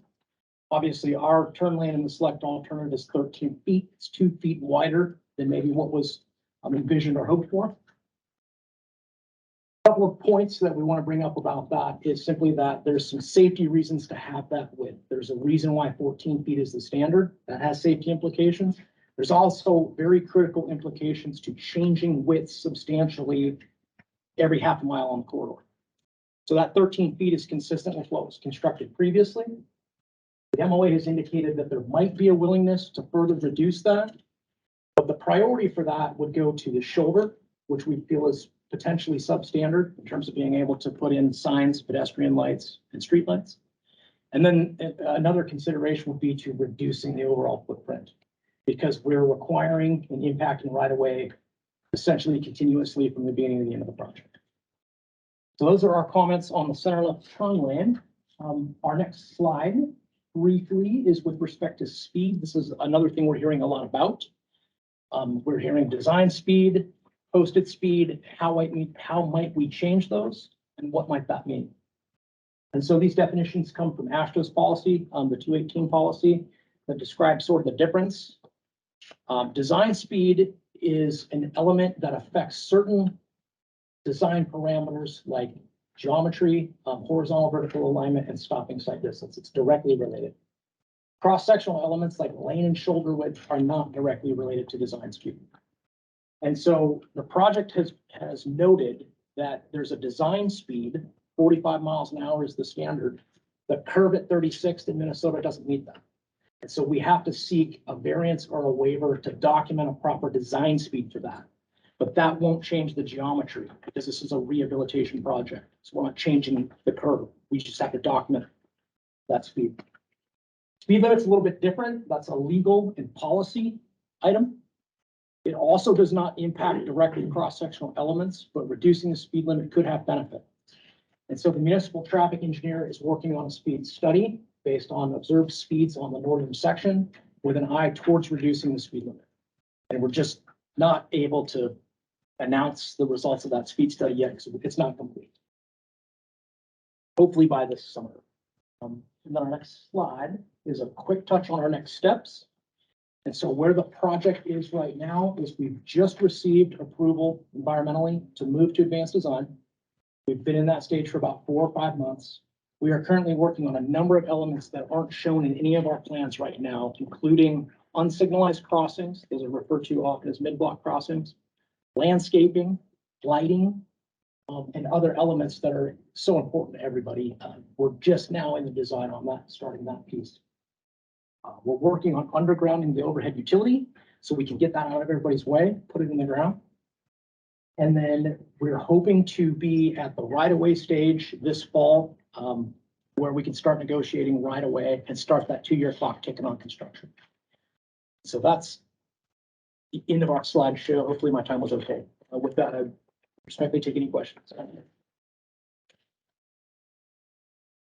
Thank you.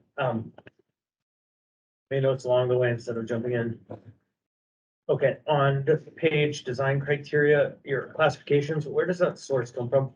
The original source document is the official streets and highways plan.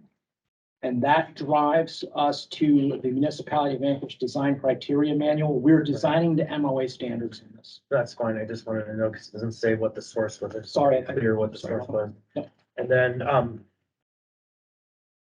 the selected alternative, it has effectively in Anchorage, 12 feet of snow storage on both sides of the road. That'll be good. Won't be good for bikes and pedestrians, but it'll be good snow storage.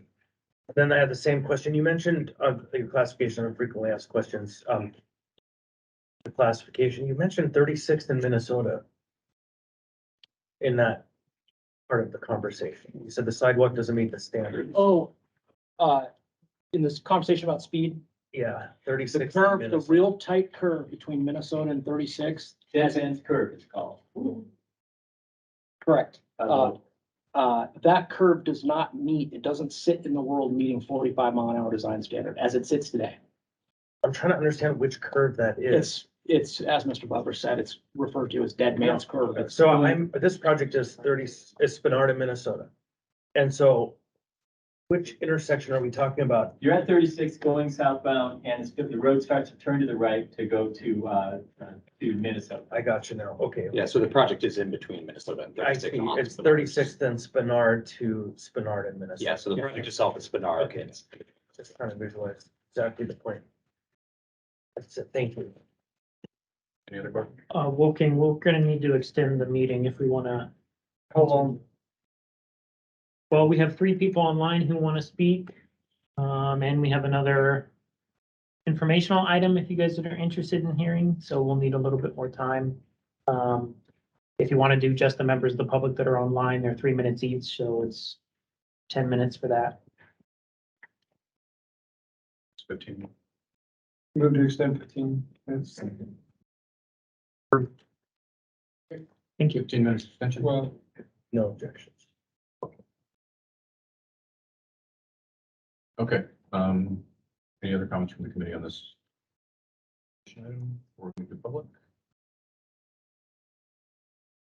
And any public comments on this particular project? Yes, there are 4 people in the queue and one. Okay, state your name, please. You have Mark 3 minutes. Butler, 1 minute, I'll be very brief. This has huge public support. They've done a good job, the DOT and the contractors in the city. There is no opposition that I have heard at all to this project. Of course, it all gets down to the property owners to, you know, exactly where they're, how much land they have to give up and where the curb cuts are. But besides that, in concept, this is a and I encourage you to support it fully, all the things that they've talked about. Thank you. Thank you. Any other public comments? Lindsay Heidi, is number 1? Lindsay? Lindsay, would you state your name, please, in 3 minutes for us?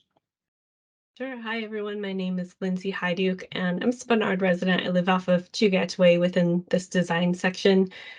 So I've talked plenty with the project team and just wanted to bring some comments to the policy committee on behalf of the Spenard Community Council. Our council's really excited, supportive, and want to see this project move forward. And we've had 2 things going for us this time that we didn't have on the northern section that we want to better incorporate into this design. The first is the Spenard Corridor Plan that was all about creating a guiding vision for the community. And this project, of course, is part of the iconic roadway and needs to be iconic for all of Anchorage.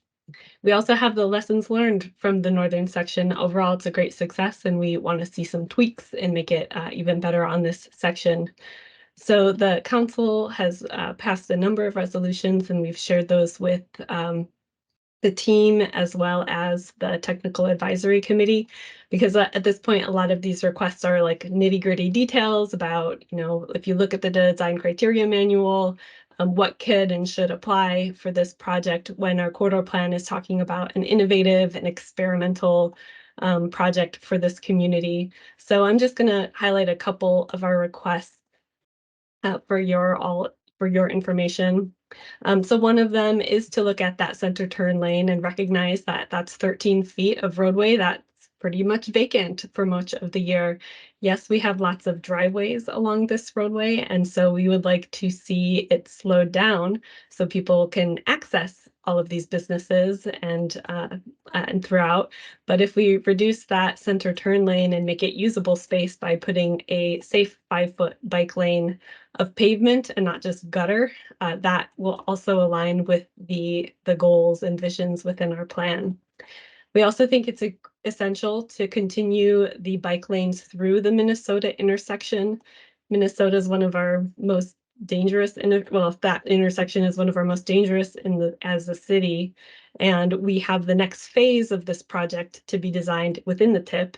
It's Spenard to Northwood Drive. And so we want to make sure that we have a continuous bike lane as well as the wide sidewalks for the community, but we don't want the bike lane to disappear at Minnesota and then reappear a few blocks later. So I think the design can be incorporated into this phase to ensure that that can happen for this future phase. And I've mentioned that design speed. This is something we've been trying to get reduced on this section as well as the northern section, and we're hoping to continue to do that.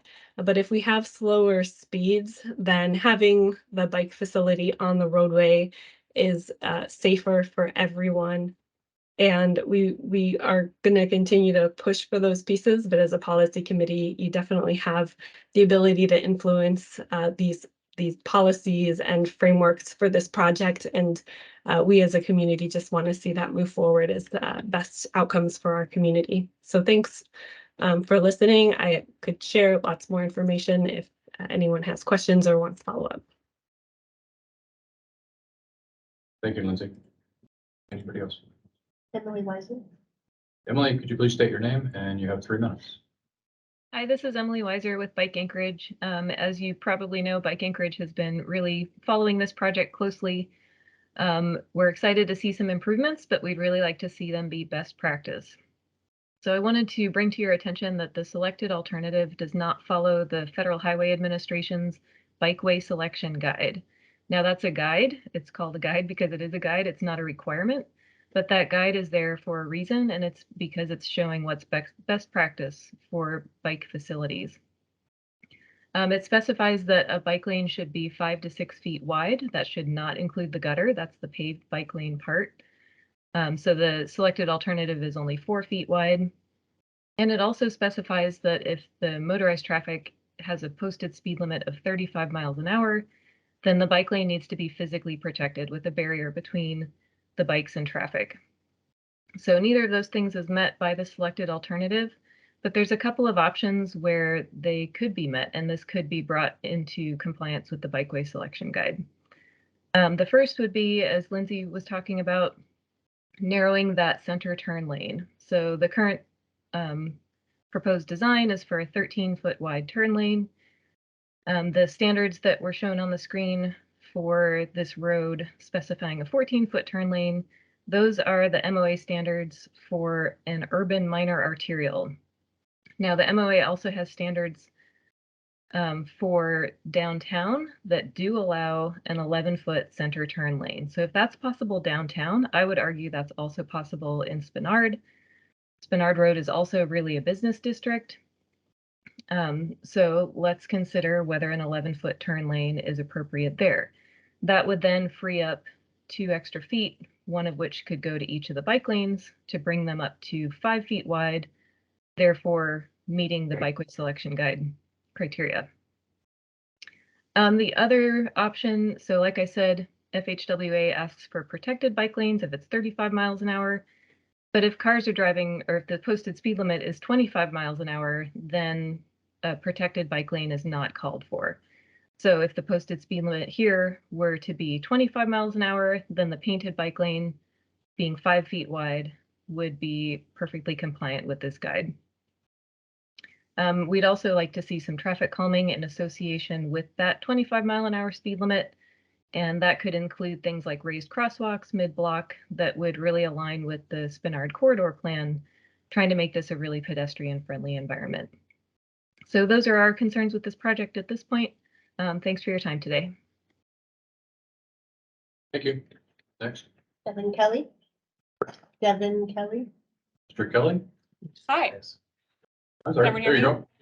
Yeah, can you state your name, please, in 3 minutes? Yeah, hi, my name is Devin Kelly. I'm a community development planner with Cook Inlet Housing Authority. As many of you know, our organization is the largest property owner along Spenard Road between Benson Boulevard and Minnesota Drive. And we've been engaged in this project for a number of years. We just had a few technical questions and observations at this time. First, the Spenard corridor plan does include specific design guidelines for this road segment and also a broader vision for a vibrant commercial corridor in an urban environment. We're interested in whether the committee feels that this vision is reflected in the current design. We also wanted to note that Central Spenard Road is classified as a minor arterial. It has a minimum right-of-way standard of 80 feet, and the MOA has consistently required this 80-foot right-of-way dedication of CHA as we platted. So as a result, CHA has given up significant property over the years to accommodate an 80-foot right-of-way. We're interested in what other arterials have been rebuilt within 65 feet, and if there should be a corresponding amendment to the Streets and Highways Plan to declassify Spenard so that property owners are not compelled to give up right-of-way. Given that Spenard is a transit corridor, we're wondering how this design is supporting enhancement of transit stops, crossings near transit stops, and additional space for transit stops.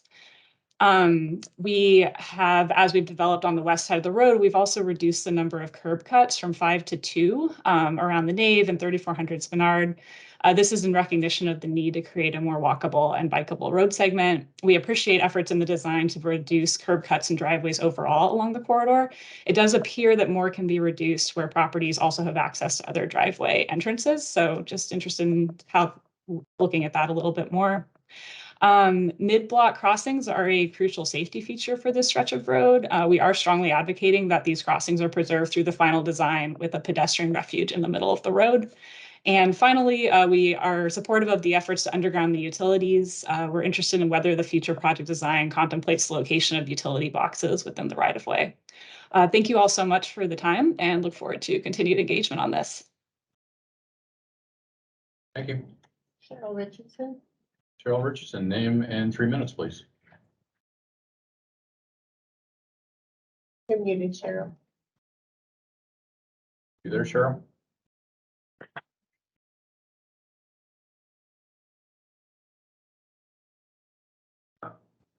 She typing. We can come back to you, Cheryl. Anna Boson. Anna Boson, good afternoon. State your name, please, in 3 minutes.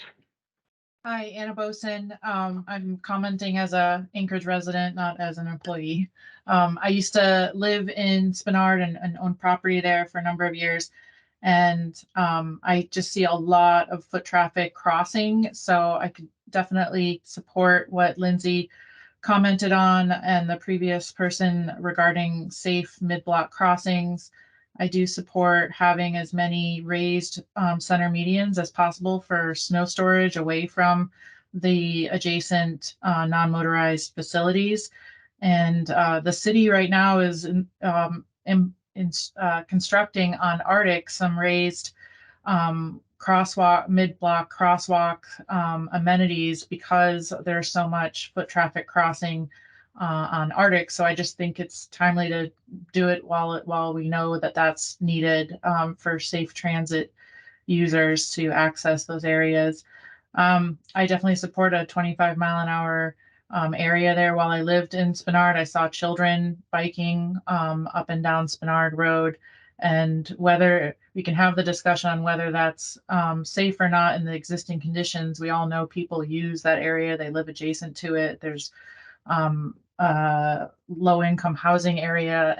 And so we just need to be really pedestrian, non-motorized focused as much as possible. So I appreciate this presentation today. Thank you.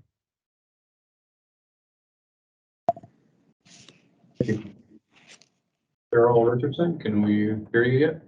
I don't know. Can you hear me yet? I'll ask again. Can I hear you yet? Go ahead, Cheryl. We can hear you fine. 3 Oh, minutes. Please. great. Yeah, thanks. I still have to figure this out. I just want to, frankly, I've been biking and walking Spenard Road for, I've calculated over 60 years now. And so many of us in West Anchorage, this is our backyard. And thank you for the hard work that's gone into it. And I really appreciate those of you on the committee for keeping up with every detail of the project and Cook Inlet for your concerns as well. I've got 2 pieces. I don't follow this carefully like I do other issues, but I've got 2 things. I'd like some feedback. I don't know how. The Spenard Road North project brought the landscaping up onto the private property, and it made a huge difference visually and I imagine property value-wise. What's going on with that issue here on the south leg? So somehow I need feedback on that. And then the other issue is the design speed that I hear and actual speeds I hear people raising. So thank you for bird dogging that. My understanding that median lane is all paved as a turn lane the whole way. That doesn't sound right. Certainly it makes the whole lane, the whole road feel narrower and thus reducing speed. So again, thank you to those who are working on the speed issues. And how can I get information on the landscaping and the center turn lane? Public website on this. Yeah, so there is a public website. I don't know if the PowerPoint is still up or not. On that last page, it was there, but the website, spenardroad.com, I'm sorry. And then on that website, there is contact information where you can reach out to the project team and get back to you with any feedback that you send us. Okay, thank you. Will do. You, Cheryl. Okay. We're good. Thank you. Thank you, Phil. All right. Are we? We still have 5 minutes left, but the next item is moved until March. The model presentation will be in March. Okay. Okay. Perhaps Any further project or plan updates? No, sir. Right. General information, going to agenda item 8, committee comments. Any comments? So, thank you, sir. I was looking forward to the model update conversation. My first experience with the Department of Transportation in Alaska was a grant that Fairview got that I had some conversation with you about in about 2013 for a traffic study on Gamble and Ingra to determine whether putting the road on a diet by one lane was feasible. And we contracted through Kittleson, an amazing organization. And the output of that study was that yes, without any level of service loss, you could. And the staff in the department came back to us with the response then that our model must be flawed, which was an interesting thing to hear back. When we use their data and it works for them whenever they want it, when it didn't, they have a different opinion about their model. Was that the original highway to highway project? No, after that. After. It was after that. It was kind of in the interim. And it was the model for that 6-year or 5-year period that all transportation was based on the planning for. And so it's just very interesting to see models and how they're used and what inputs and outputs come from them and how flexible they are when it's in someone's interest and how inflexible they are when it's in others. And so I won't be here for that conversation probably because Ms. Alto will be back. But I would just say that the model is a very important part of this whole thing and we watch it and how it's used. Thank you. Any other committee comments? We will now address whether or not we're gonna be having that I'm talking about. working group at the venue for the conversation should be. Sure, yeah, let's talk about that. So for backstory and background for everybody, we're all aware that there's been a lot of consternation around this new Seward Highway O'Malley Diamond project and specifically the multimodal undercrossing at 92nd and Spear. So Mr. Boland has reached out to Federal Highways to have a conversation with them about that. And I believe they responded today and said any time after March 6th, I think. Right. They would be available to talk. So I think that will be an important conversation to have. It almost feels like maybe we should have that conversation first with Federal Highways. And that will inform other conversations, but I wanted to kind of bounce that off you and see. Should we schedule that meeting first, have Aaron work with Federal Highways and Sandra Garcia? I think you've seen the email as well. Coordinate that meeting and have that conversation. Would that be a good starting point, do you think? Well, I guess that would be a question, kind of like we were asking earlier, what would be the role of AMAPS in doing that if it's not already in a Facilitator. committee meeting? I mean, I could reach out to Sandra and reference that email and say, based on this, the rest of the policy committee would like to meet with you and sit down and have a discussion on this. You know, can we schedule a time to do that? Probably a Teams meeting versus in-person meeting, unless she's interested, whatever is up to her. Yeah. And then see if that works for you all. And probably do a doodle poll to see what time works best and then try and work with Sandra or any of her staff on when that can happen. I think that'd be a perfect direction to go. Sooner is better. She said March 6th, I believe, no earlier than March 6th. And then is that a meeting that's on public record or is it? Well, that would be a public, we have to have a public meeting. Yes, we would have to notice it, and if more than two PC members show up, it would have to be noticed, and we can do that, as long as we give enough time leeway. So I just want to remind everyone, we have 4 seconds left. I think that's a great idea. Do we need to vote on that? Why don't we work on that one? Yeah. Does that sound good? Yeah. As long as everyone's okay and. Any objection to that in the policy committee? That's it. Sounds good. Thank you. Only other comments I have, just for the record. The meeting's over, actually. Sorry. You can say it off the record. Let's say it off the record. The meeting's adjourned. Yeah. Off the record, Seward Highway 98 to 118 project is no longer within Central Region. That is being run out of headquarters with the bulk of the assistance from North. So we are no longer controlling the outcome of that project. That's the turn at Portage around. That's the 4-laning south of Anchorage to Oh, the whole thing. That project does not reside in Central Region. Correct in that? That was per Commissioner declaration. Also, really appreciate the assembly working group we had a few weeks ago. I thought that was very productive. Looking forward to kind of pivoting to a assembly-driven transportation working group format. Let us know when it is happy to participate. But good things are coming out of that. Really appreciate it. And then the third thing I would say is, we were finally successful. We donated $150,000 to the Girdwood Fire Department. They were able to procure rescue equipment with that thing, and we're gonna be doing a photo op and a little PR on that in the coming weeks. If anybody in the assembly or the administration would like to sit there and pose with firefighters down in Girdwood and Michelle, Chris would love to see. No, we will get a date to you. Michelle is a force to be reckoned with on social media, she's amazing. as I'm sure you're aware. But we're very pleased to be able to get that money to her for purchasing of that rescue equipment. That's pretty awesome. So that's all I had. Thank you to everybody for your time. Have a great day. Thank you.